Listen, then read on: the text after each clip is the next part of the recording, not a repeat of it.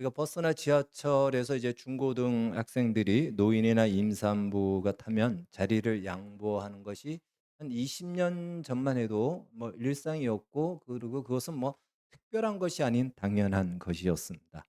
근데 그 당연한 것이 2024년 오늘 우리 시대를 보면은 지금에는 그 모습을 보고는 사람들이 그렇게 얘기하죠. 그래도 세상은 살만하다. 저런 청소년들이 있어서 세상은 아름답다. 이렇게 이야기할 만큼의 그러한 선행이 되고 희망을 주는 행실이 되었습니다. 물론 우리 좋은교회 중고등학생들은 뭐 그 정도가 아니고 이것이 일상이죠. 일상이고 그냥 당연한 것으로 여기는 줄 믿겠습니다. 우리 뭐 학생들뿐만이 아니고 그리고 우리 예수 믿는 하나님의 백성들의 말 한마디 혹은 행동 하나가 세상 사람들이 희망 없는 소망 없는 이 시대에 그래도 그러한 말 한마디 그러한 행동 하나를 보고 '세상은 살 만하다.'라고 할 수 있는 용기와 희망을 줄 수 있는 그러한 우리의 모습들이 되어지기를 바라겠습니다. 시편 4편 우리가 지금 읽어 봤는데 시편 4편에는 소위 우리가 인간극장에 나올 만한 어떤 그런 큰 고난이나 환난이나 어려움이나 뭐 이런 것들이 그렇게 소개되지 않습니다. 예. 대단한 어려움 정말 '와 나 같으면 감당하지 못하겠다.'는 그런 어려움과 환난이 소개되지 않습니다. 그러나 어려움과 환난이라는 것은요. 커서만이 아니고 어느 누구라도 어려움을 겪으면 가장 큰 거예요. 뭐 아무리 큰 병이 아니라도 내 손톱 안에 가시가 박혀 있으면 이게 세상에서 제일 아픈 거예요. 뭐 죽는 거하고 전혀 상관없음에도 불구하고 세상에서 제일 아픈 고통과 통증을 느끼듯이 우리가 살아가면서 겪는 어려움들이 누가 봤을 때는 '야 그게 어려움이냐?'라고 하겠지만 그 사람에게는 정말 어려운 겁니다. 그렇기 때문에 시편 4편이 특별하게 어떤 어려움을 명시하지 않은 것은 이 땅을 살아가면서 성도들이 이 땅을 살아가면서 겪는 모든 환난과 어려움 그것이 어떠한 정도를 떠나서 모든 종류와 또 어떤 정도와 상관없이 정말 버겁다 힘들다라고 여겨지는 그 모든 어려움과 힘듦을 다 품고 또 그 모든 것을 다 포함하고 있다라는 것입니다. 어느 정도의 환난을 겪은 사람들에게만 해당되는 말씀이 아니라는 것이에요. 지금 내가 남들에게는 문제가 아니지만 나에게는 어렵다고 한다면 역시 시편 4편에서 환난 받은 성도의 그 간절한 기도를 하나님이 들으시듯이 그러한 우리의 어려움들을 하나님이 들어 주신다라는 것입니다. 특별히 성도가 이 세상을 살아가면서 신앙의 가치관 때문에 겪는 억울함과 불이익과 어려움들이 있습니다. 혹은 하나님을 믿지 않는 극악무도한 사람들의 그러한 행동과 또 그러한 삶 때문에 그러한 말 때문에 믿는 자로서 차마 대응하지는 못하겠고 당하는 어려움과 고난도 이 안에 포함하고 있다라는 것입니다. 그래서 우리 시편 4편에서 여기서 말씀해 주고 있는 중요한 사실을 우리는 먼저 하나 잘 기억해야 됩니다. 3절 말씀은 이렇게 말씀하고 있죠. 시작. 여호와께서 자기를 위하여 경건한 자를 택하신 줄 너희가 알지어다. 예. 여기까지만 보겠습니다. 자, 이것을 킹 제임스 역본에서는 이렇게 말씀하고 있습니다. 킹 제임스 시작. 오직 주께서 자신을 위해 하나님을 따르는 자를 따로 두신 것을 알지어다. 다시 말해 성도로 살아가면서 환난과 어려움과 고난 속에 살아가지만 실제로는 하나님께서 성도를 따로 불러 구별하셨다. 예.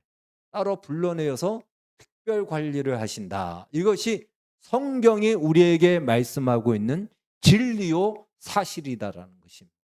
그러니까 우리가 우리의 믿음과 우리의 힘은 어디서 나오냐면 하나님의 말씀이에요. 말씀이 뭐라고 말하고 있느냐? 하나님이 나를 뭐라고 지금 바라보고 있느냐 이것인데 성경은 분명히 이렇게 택하신 자 다시 말해 구별하셨다. 특별 관리하신다라고 말씀하고 있다라는 것입니다. 그럼에도 불구하고 우리는 이 특별 관리라고 한다면 최소한 믿지 않는 사람보다 믿는 사람의 환경이 더 좋은 환경과 더 나은 환경, 그러한 조건을 가져야지만이 하나님이 나를 특별하게 관리한다라고 생각하는데, 그래야 하나님을 신뢰하는데 현실은 그렇지 않다라는 것이에요. 그렇다 보니까 하나님에 대해서, 이 약속에 대해서, 이 말씀에 대해서 별로 우리가 신뢰가 없는 거예요. 말씀만 그렇게 할 뿐이지 실제로 그렇게 하지 않는다라고 생각합니다. 왜? 최소한 특별 관리한다면 내가 다른 사람들보다, 믿지 않는 사람보다는 더 좀 나은 어떤 능력을 가지고 있다든가 좋은 환경을 가지고 있던가 그래야 되는데 그렇지 않거든요. 그러니까 그런 나를 하나님이 특별 관리한다는 것에 대해서 별로 인정이 되지 않는다라는 것입니다. 그러나 우리가 이렇게 생각하는 것은요, 하나님의 특별 관리를 그냥 하나의 관점, 환경적, 조건적 관점으로만 해석하고 이해하기 때문에 그렇습니다. 물론 하나님께서는 경우에 따라서 하나님의 백성들을 이런 환경과 조건적으로 특별 관리하실 때가 있습니다. 출애굽 직전에 이스라엘 애굽에 아홉 번째 재앙으로 흑암이 내렸는데, 흑암이 내려질 때 애굽 사람들이 있는 데는 3일 내내 깜깜한 흑암으로 가득 찼어요. 반면에 이스라엘 백성들이 사는 곳은 그냥 정상적인 낮과 밤이었어요. 그러니까 이렇게 물리적으로 환경적으로 구별하시기도 합니다. 또 때때로 창세기에 보면은 요셉이 애굽에 팔려갔지만 거기서 보디발의 집에 팔려가서 요셉이 하는 일마다 성경은 말하기를 형통하였더라. 그러니까 요셉이 손을 대는 것마다 대박이 났다라는 거예요. 다른 사람들이 그걸 하면 망하는데 요셉이 하면 번성해지는 겁니다. 하나님이 특별히 그에게 함께 하셨기 때문에 그래요. 그래서 얼마든지 하나님이 특별히 그렇게 하실 수 있습니다. 그러나 하나님께서 성도를 구별하셨다, 성도를 특별 관리하신다라는 것은 그러한 환경과 조건적 관점에서가 아닌, 그보다 더 중요하고 더 하나님의 깊은 관리가 있다라는 것입니다. 그것은 바로 성도를 이 타락한 세상과 한 묶음으로 취급하지 아니하신다는 거예요. 타락한 세상에서 불러내어 하나님이 보호하시고 인도하시고 거룩하게 하시고 그들을 내 백성으로 끝까지 품고 가신다라는 것입니다. 그것이 하나님의 특별 관리다라고 이렇게 말씀할 수 있습니다. 타락한 이 세상은 어떤 곳입니까? 오늘 성경에 얘기하고 있죠. 하나님의 영광을 욕되게 하며, 오늘 다윗이 그렇게 얘기합니다. 헛된 것을 사랑하며 거짓말을 일삼는다. 말 그대로 타락한 세상의 기반은 무엇이다? 거짓입니다. 거짓으로 기반이 된 그 위에 만들어진 세상이에요. 그러니 그 거짓 속에서 진리를 가지고 살아가는 성도들은 고난을 당할 수밖에 없고 어려움을 당할 수밖에 없는 거예요. 왜? 거짓이 기반이 된 세상에서의 질서와 제도와 가치, 모든 것이 다 헛되고 거짓된 것을 가지고 주장하고 가르치고 우리에게 강요하기 때문에, 그렇게 살지 않으면 이 세상에서 사는 것 자체가 고난입니다. 그 성도가 이 땅에서 살아가는 것 자체가 고난이에요. 믿음을 가지고 살아가면 고난이에요. 믿음을 버리고 살면 고난이 될 필요가 없어요. 갈등도 없습니다. 그러나 내가 믿음을 가지고 진리를 가지고 말씀을 가지고 살면 늘 갈등해야 되고 늘 고민해야 되고, 다른 사람들은 아예 고민도 되지 않는 문제를 우리는 고민해야 된다는 거예요. 갈등하고. 그 자체가 고난이다라는 것입니다. 하나님의 영광을 욕되게 한다는 것은 무엇일까요? 여러 가지로 해석할 수 있겠지만, 하나님이 이 땅에 두신 목적과 뜻을 왜곡시켜서 하나님의 뜻을 거부하는 겁니다. 그러면 그 자리에 거짓된 이 세상에서 인간이 만든 목적과 인간이 만든 가치를 세우는 거예요. 근데 사실 그것은 거짓 위에 세워진 것이기 때문에 헛된 것입니다. 나중에 다 사라질 것들이에요. 그것을 위해서 세상을 만들어가기 때문에 거짓말을 계속 일삼을 수밖에 없는 이 세상이다라는 것입니다. 지금 세계보건기구에서 팬데믹 비상사태를 선포했습니다. 예.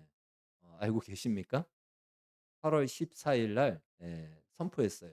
어떤 질병으로 선포했냐면 엠폭스라고 하는, 이전에 우리가 알고 있는 원숭이 두창입니다.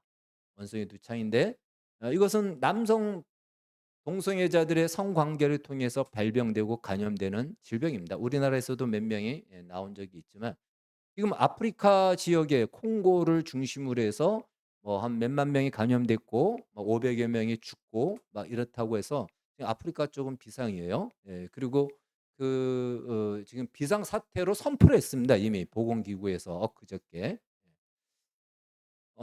그런데 놀라운 것은요. 이런 팬데믹이 꼭 미국 대선을 앞두고 항상 이 선포가 된다는 거예요. 미국 대선을 앞두고. 참 의도가 보이죠. 진짜일까? 우리가 팬데믹을 경험했잖아요. 예, 코로나 때 그 난리를 치며 경험했잖아요. 그런데 사실 지나고 나니까 그렇게 대단한 것도 아니고 그렇게 무서운 것도 아닌, 예, 그런데도 불구하고 얼마나 전 세계가 다 그냥 난리가 났습니까? 지금 마찬가지예요. 이제 조금 있으면 이 감염 부위가 올라올 거예요. 아프리카를 중심으로 해서 유럽, 미국, 아시아로 해서 팬데믹 비상사태를 확산시킬 겁니다. 예. 올해 아마 미국 대선이 끝날 때까지는 그렇게 갈 수도 있습니다. 이 글로벌리스트들이라고 하는 이들이 어떤 목적을 위해서 그걸 만들어 가기 위해서 국제적인 공식 기구를 통해서 이런 말을 만들어내는 거예요. 거짓말을 만들어내고 또 그것을 위해서 이미 백신은 만들어졌고 이미 그것은 이제 백신을 통해서 어마어마하게 또 수익을 얻겠죠. 이러한 많은 것들이 우리가 그동안의 팬데믹을 통해서 아주 너무나도 확연하게 경험이 됐는데 지금도 여전히 그렇게 만들어 갑니다. 그렇게 만들어 가요. 그런데 많은 사람들은 공식적인 국제 기구가 말을 하니까 다 그것을 따라가고 또 그것을 진실이냐 그렇게 생각하고 있다라는 것입니다. 세상은 항상 거짓의 기반 위에서 만들어진다는 사실입니다. 세상은 어떤 거짓말을 할까요? 세상이 하는 거짓말 첫 번째, 예, 하나님은 존재하지 않는다. 하나님은 분명히 살아계시는데 불구하고 하나님은 분명히 살아서 심판하시는데 불구하고 하나님은 없어. 그러니까 심판도 없어라고 하는 그것을 단언을 합니다. 그래서 이 세상의 모든 문화와 교육과 질서와 제도는요. 전부 다 지금 바뀌어지는 것들이 뭐냐면 좀 더 무신론 위에서 세워진 문화와 세상이라는 것이에요. 하나님이 없는 것을 전제로 하여 만들어진 세상에서 하나님이 있다라고 믿고 살아가는 사람들은 당연히 어려움을 당할 수밖에 없고 또 외면을 당할 수밖에 없는 것입니다. 바로 그러한 거짓된 세상에서 거짓된 가치관을 가지고 거짓된 세상에서 한평생 속으며 살아가야 되는 그 세상에서 하나님은 성도들을 불러내어 구별하신다는 거예요. 하나님이 살아계시는 진실과 진리를 믿게 하시고 하나님께서 심판하신다라는 이 사실을 우리로 하여금 알게 함으로 말미암아 오늘 우리는 이 거짓과 헛된 것을 살아가는 세상 속에서 하나님께서 우리에게 주신 이 자유와 믿음을 가지고 예배의 자리에 나온 거예요. 이것 자체가 이미 하나님이 우리를 구별하셨다. 구별된 자에 주시는 정말 축복과 은총이다라는 것을 우리가 확인할 수가 있는 것입니다. 그러면 세상은 왜 그렇게 하나님의 영광을 욕되게 하고 헛된 것을 사랑하며 거짓말을 할까요? 6절 말씀, 6절 말씀에 보면 이렇게 얘기하죠. 여러 사람의 말이 우리에게 선을 보일 자 누구뇨? 다시 말해 세상은요. 절대적인 선을 경험하지 못했어요. 그래서 절대적인 선이 없다라고 생각합니다. 세상에서는 상대적인 선밖에는 없습니다. 상대적인 선이라는 것은 무엇이죠? 상황과 경우와 환경에 따라서 얼마든지 바뀌어질 수 있는 선이에요. 이것이 상대적인 선입니다. 인간이 만들어내는 선은 이 수준 외에는 없어요. 이 수준 이상으로 못 갑니다. 그래서 인간이 아무리 선이라고 얘기하지만 그것은 상황과 관점에 따라서 다르고 자기 중심적이고 문화에 따라서 달라지고 그리고 경우에 따라서 환경과 조건이 바뀌어지면 얼마든지 바뀌어지는 것입니다. 그것이 상대적 선 혹은 상대 상황 윤리라는 말로도 우리가 이해할 수가 있는 것입니다. 세상에서는요. 절대적인 선을 경험하지 못했어요. 절대적인 선이 있어야 그게 기준이 되어 자신들의 인생의 모든 것들을 거기에 의지하고 호소할 수도 있는데 절대적인 선이 없다 보니까 자기 마음대로 사는 것이고 자기가 만든 선이 선이다라고 이야기하는 것입니다. 한때 우리는 그래도 이 상대적인 선이라도 하나의 선의 절대적 권위를 두고 살았습니다. 동서를 고금하고 동서를 막론하고 우리 인간들이 가지고 있는 사상은요. 인과응보적인 사상이 있어요. 누구나 다. 예. 그래서 권선징악이 가르쳐 주고 참 훌륭한 가르침으로 통용되었던 시대가 있었습니다. 우리나라 뭐 유교 조선 시대는 더욱 그랬고요. 그리고 한 30년 전만 해도 우리나라도 그런 가르침이 있었습니다. 뿐만 아니라 헐리우드 영화나 홍콩 영화를 보면은 항상 선과 악이 등장하죠. 그래서 주인공은 선의 자리에 있고 악당은 항상 악의 자리에 있어서 마침내 선이 이기는 걸로, 그래서 해피엔딩으로 끝나는 것이 홍콩 영화 혹은 헐리우드 영화였습니다. 근데 지금은 이제 그렇지 않아요. 둘 다 뭐 이게 누가 악당인지 누가 주인공인지 모르는, 악한 범죄자들 안에서 서로가 자기가 잘났다고 싸우는 이런 싸움들이 지금은 영화의 주제이기도 하죠. 더 이상 인과응보, 권선징악 이러한 것이 끼어들 자리가 이제는 없어졌다라는 것입니다. 그래서 세상은 상대적 선은 있을지언정 절대적 선이 없다라는 거예요. 그렇기 때문에 그들은 말하기를 절대적 선이 없는 세상에서는 자기가 절대적 선인 거예요. 그래서 자기의 목적과 뜻을 따라 살아가는 것이 이 세상의 문화요, 세상 사람의 하는 것입니다. 그것은 어쩌면 절대적 선을 향한 몸부림이기도 하고 절대적 선을 거부하고 외면하는 인간의 반항이기도 합니다. 바로 그런 속에서 성도들이 살아간다는 것은 결코 쉽지 않다.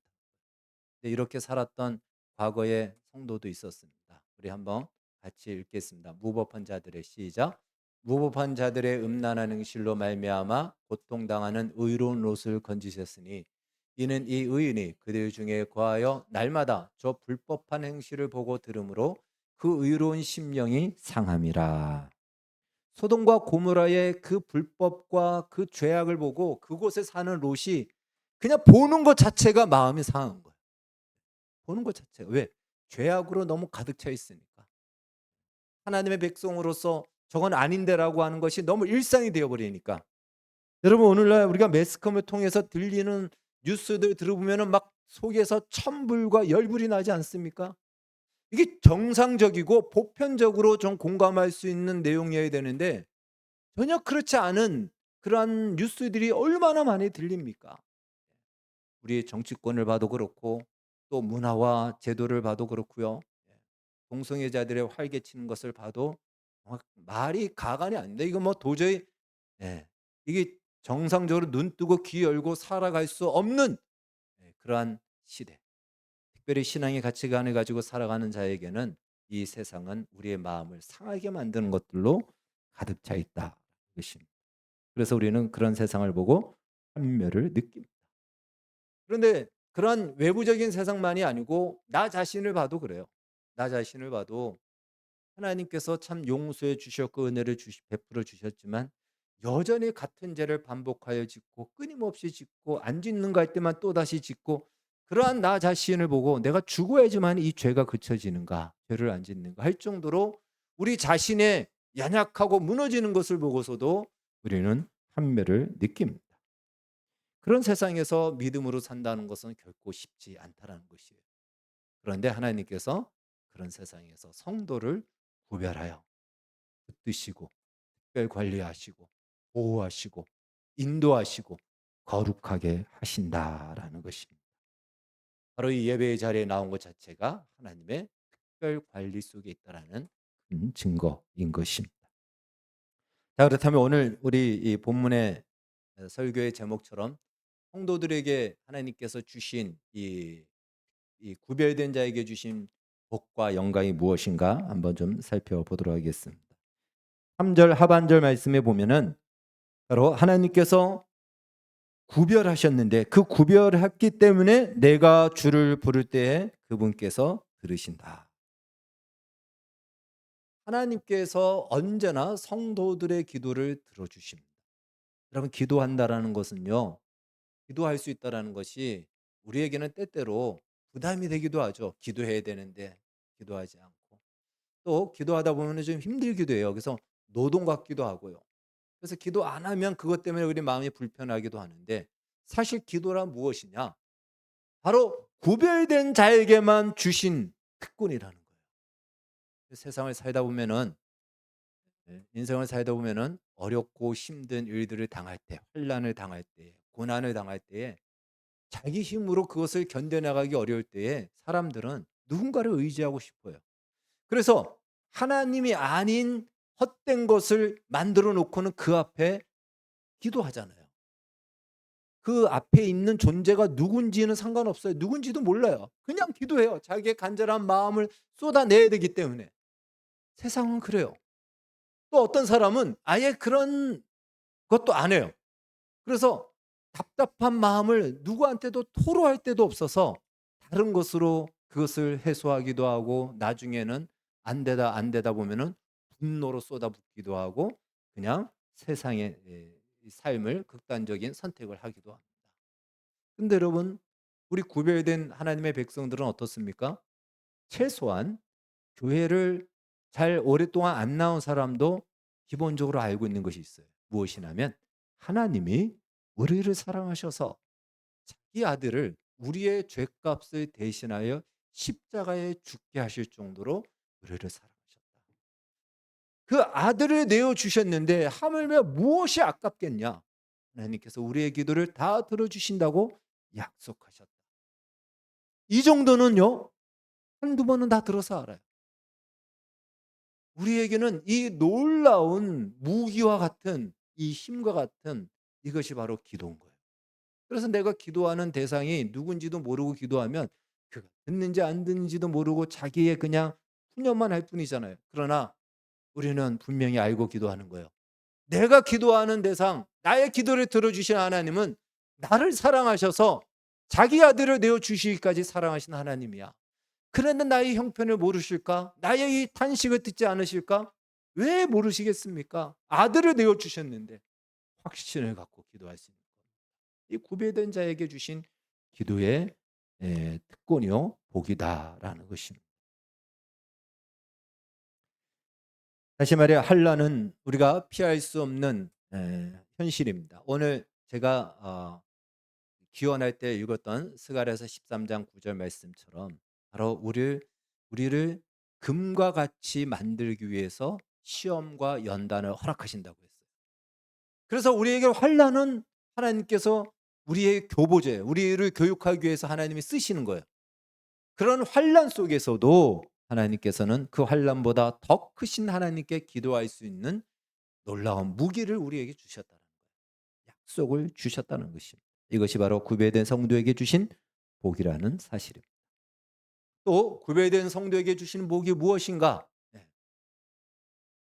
하나님께서는 떨며 범죄하지 말라라는 이 말씀을 이 세상 사람을 향해서 말씀하고 있습니다. 다시 말해 구별된 하나님의 백성 성도를 무시하고 외면하고 괴롭히는 바로 그것을 하나님께서는 하나님께 하는 것으로 받아들이겠다라는 것이에요. 우리가 알고 있듯이 사도 바울이 예수 믿는 사람들이 핍박을 했죠. 그때 예수님이 그에게 나타나셔서 왜 네가 나를 핍박하느냐? 바울이 깜짝 놀랐어요. 내가 언제 예수님을 핍박했습니까? 나는 저 예수 믿는 교인들을 핍박했지 내가 언제 예수 믿는 예수님을 핍박했습니까? 예수님이 바로 그들을 핍박하는 것이 나를 핍박하는 것이다. 왜? 교회는 내 몸이기 때문에. 그러니 나를 공격하고 우리 성도들을 핍박하고 못 살게 구는 것은요 하나님을 대적하는 거예요. 예. 우리 그 스가랴서 2장 8절 같이 읽겠습니다. 시작. 너희를 치는 자는 나의 눈동자를 치는 것이다. 우리보다 큰 우리가 세상에서도 내 뒤에 어깨가 큰 형이 있으면 뭐 든든하잖아요. 나 건드리면 내 뒤에 딱 봐주니까. 하나님이 우리 뒤에서 딱 버텨주고 있다는 사실입니다. 그러니까 지금 우리가 어려움을 당하고 환난을 당해도 이 모든 것들을 하나님이 갚아주시고 하나님께서 이것을 알아주신다라는 이 담대함과 이 소망과 우리가 약속을 가지고 있다라는 것입니다. 그러나 떨며 범죄하지 말라라는 말씀은요, 경고의 말씀이기도 하겠지만 이것은 세상을 향하여 하나님께서 초청하는 말씀. 너희들이 하나님을 믿는 사람을 핍박하고 방해하고 괴롭히지 말고 오히려 하나님을 경외하고 하나님의 말씀을 배우고 하나님의 말씀에 순종해다라는 적극적인 부르심인 것이에요. 그래서 그 다음 말씀대로 의의 제사를 드리는 자리까지 나와. 그러니까 그 시편 2편에서는요, 나라와 군왕들이 하나님을 대적하지만 하나님이 바로 그들을 처벌하는 것이 아니고 메시아를 세워서 그들을 구원하시고 그들에게 죽게 피하는 자는 다 복을 받는다라고 하면서 너희들이 대적하지 말고 주님 앞에 나와 피하여 복을 받으라는 초청을 하듯이 지금 하나님의 백성들을 괴롭히는 이 세상을 향하여 하나님께서 그렇게 하지 말고 떨며 범죄하지 말고 의의 제사를 드리는 자리로까지 나와라. 은혜의 자리에 나와라라고 하나님이 초청하는 것입니다. 하나님의 의의 옷을 입은 기쁨과 영광스러움으로 하나님을 예배하는 자리로까지 나옵니다.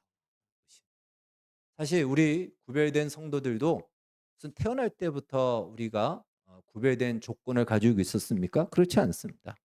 우리도 전에는 바로 세상에서 절대적 선이 어디 있어? 내가 선이지 하며 자기 마음대로 살았던 우리였습니다. 그런 우리를 하나님께서 구별하여 주신 거예요.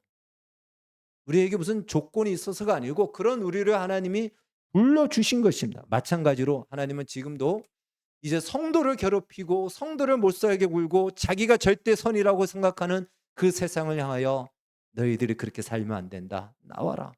하나님의 은혜의 자리, 하나님의 의의 은혜를 입는 자리로 나와서 너희도 하나님의 말씀을 배우고 하나님을 예배하는 자리에 나와라라는 바로 그들도 얼마든지 부르심의 대상이라는 것입니다.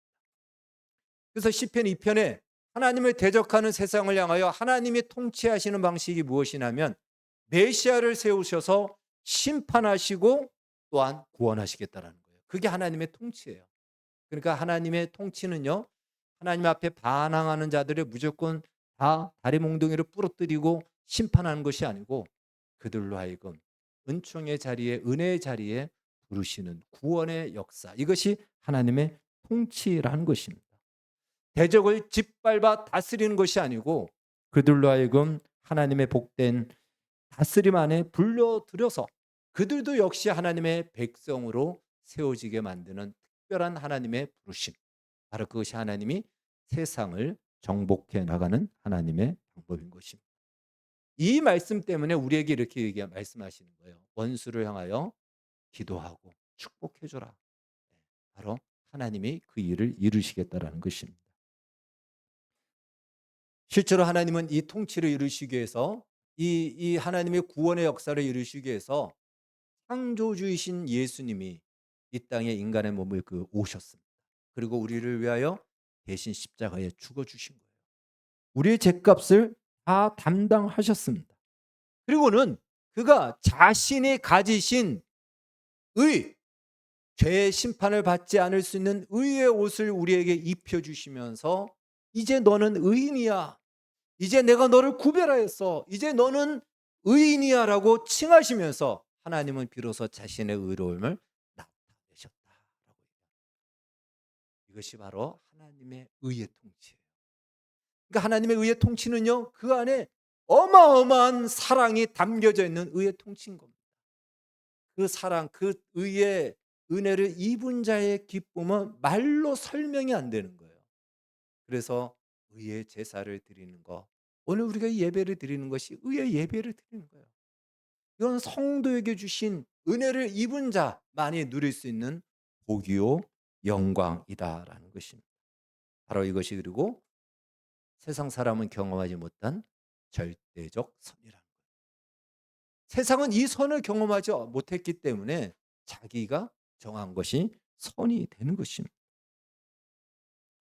하나님께서 보이신 이 의로운 행위야말로 절대적 선이에요.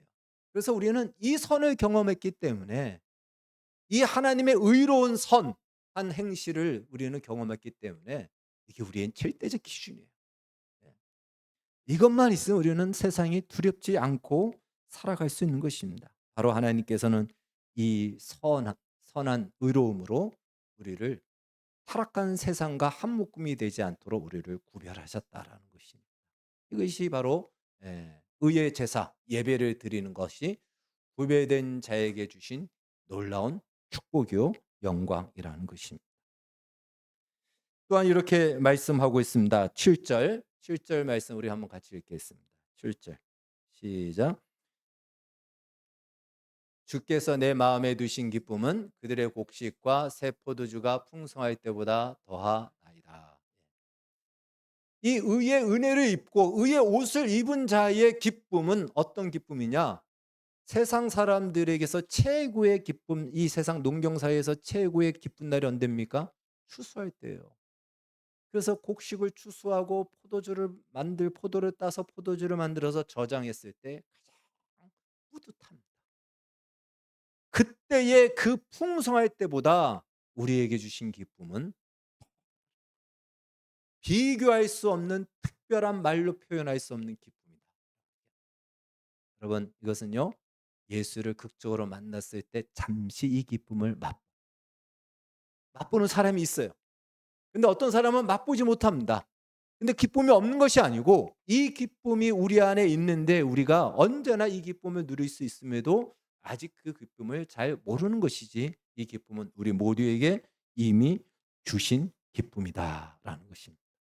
세상에서는 저 곡식의 풍성함과 포도주의 풍성함을 얻기 위해서 거짓말을 하면서까지도 세상을 속이고 만들어가지 않습니까?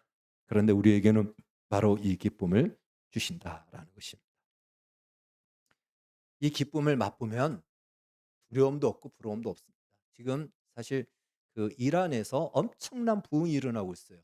정말 놀라울 정도의 부흥이 일어나는데, 이란의 모스크가 정확한, 물론 선교의 통계이기 때문에 그냥 우리가 받아야 되는데 7만 5천 개가 있는데 5만 개가 폐쇄가 될 정도입니다.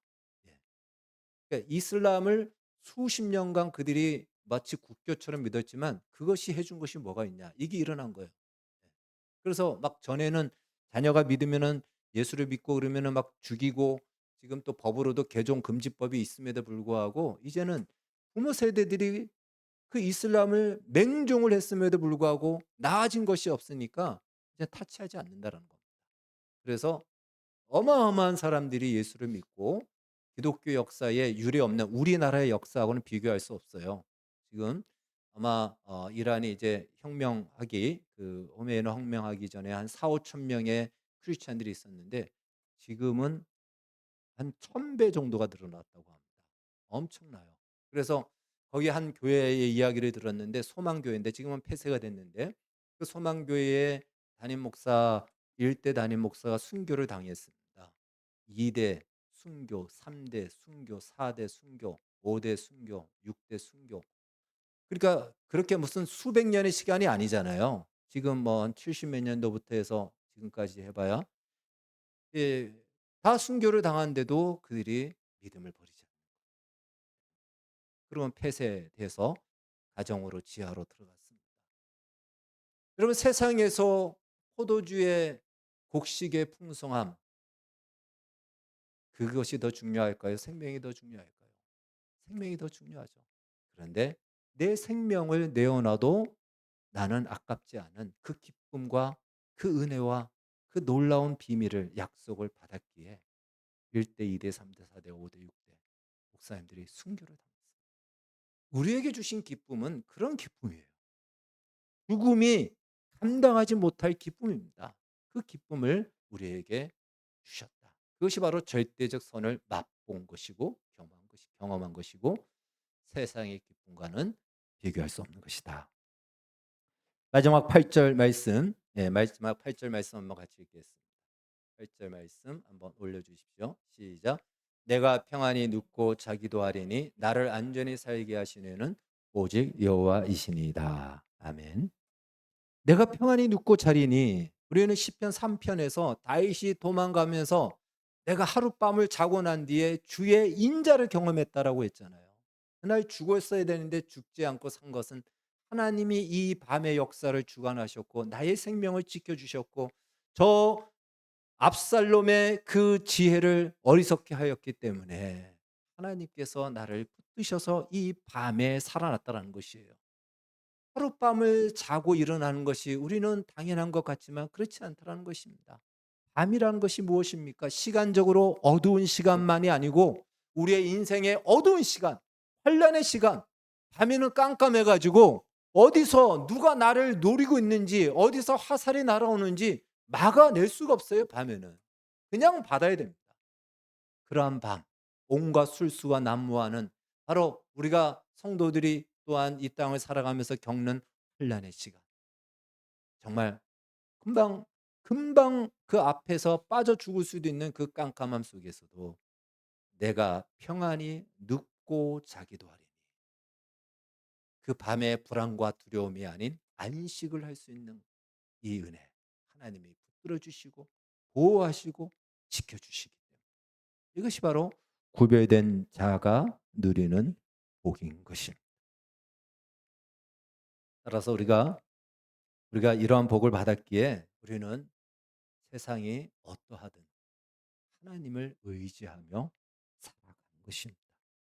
그러니까 하나님을 의지하고 살아가는 거, 기도하며 살아가는 거, 순종하며 살아가는 거, 이 모든 것이 구별된 자가 누리는 영광이요 복이라는 것이. 요한복음 10장 29절 말씀 다시 한번 우리가 읽겠습니다. 시작. 그들을 주신 아버지는 만물보다 크심에 아무도 아버지 손에서 빼앗을 수 없느니라. 예수님은 거짓말하지 않으세요. 예수님이 이 말씀을 하신 것은 사실이기 때문에 얘기합니다. 하나님이 우리를 붙들고 있다라는 것이 이 사실을 기억하십시오. 그래서 우리가 환란을 겪고 어려움을 겪어도 이 위에 있는 약속이 취소된 것이 아니고 여전히 유효하다라는 거예요. 환란은 하나님이 우리를 만들어 가시기 위해서 허락하시는 환경일 뿐 이 모든 복은 여전히 우리에게 유효하고 약속되어졌다. 이것이 바로 구별된 자의 복이라는 것입니다. 따라서 지금 우리가 환란 속에 살아가는 성도들이 있고 남이 모르는 고민 속에 또 고난 속에 나 혼자 눈물을 흘리는 그러한 일을 경험하는 사람들이 있습니다. 또는 불가피 앞으로 환란의 그 터널을 우리가 지나가야 되는 경우도 있습니다. 그럼에도 불구하고 그 속에서 성도에게 주신 이 구별된 자에게 주신 약속과 영광과 복이 무엇인지를 알고 이 정체성을 따라서 믿음으로 살아내는 것. 그것을 영광으로 여기며 믿음으로 살아내는 이것이 바로 아, 우리 성도들이 구별된 자가 누리는 이 땅에서의 영광이며 복이라는 사실을 기억하여 우리 모두가 여호와께서 구별된 이 자에게 주시는 복을 나의 것으로 마음껏 누리며 믿음으로 이 어려운 시대를 살아가기를 주의 이름으로 축복합니다. 기도하겠습니다. 하나님 감사합니다. 하나님께서 구별한 성도에게 놀라운 약속과 복을 주셨습니다. 우리는 내 주변의 환경이 이러한데 그 복이 무슨 소용이 있냐라고 하지만 하나님 그렇지 않은 것을 오늘 배웠습니다.